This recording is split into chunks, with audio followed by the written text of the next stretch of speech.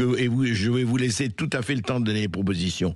Est-ce que, quand même, vous avez parlé, et on a parlé en antenne, est-ce que, au fond, vous dites, moi, c'est pas tellement Juliette Méadel qui avait dit d'ailleurs, juste un mot, je ne sais pas si vous étiez encore sur le plateau quand elle a dit, ben oui, un jeune qui a fait 3 coups de couteau, est-ce qu'il faut le mettre en prison? Parce qu'elle a dit ça. Je ne sais pas si vous avez entendu ça.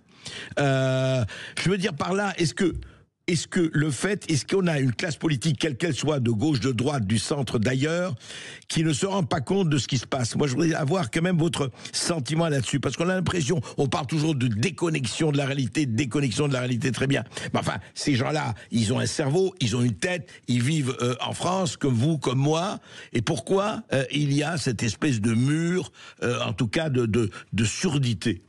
Je voudrais avoir votre avis là-dessus.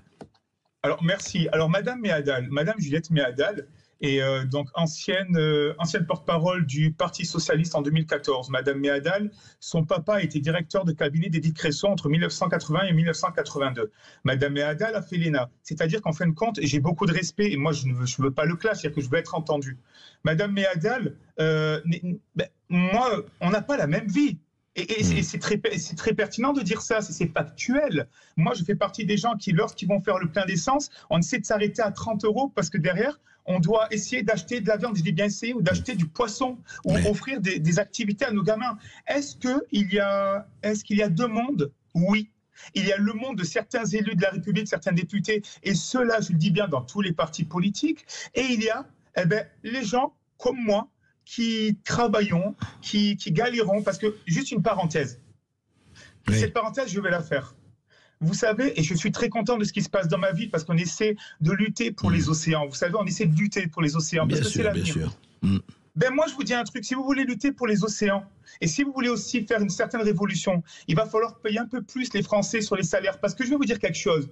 On ne peut pas lutter pour les océans et voir une France, des gens qui travaillent, qui ne gagnent pas un salaire mirobolant, et ces gens-là sont obligés d'acheter des vêtements sur le site Shine, qui vient de Chine, à moindre coût. Et ces vêtements sont venus comment? Ces vêtements viennent en super cargo. Et ces super cargos, messieurs, mesdames, les députés et autres, c'est ce qui pollue l'atmosphère. Mais si moi, je veux acheter français, mais payez-moi plus, payez les gens qui travaillent. Arrêtons à regarder le décalage entre le brut et le net. Donc, laissez-moi acheter français. Laissez-moi manger français. Mais on n'a pas le pouvoir financier pour ça.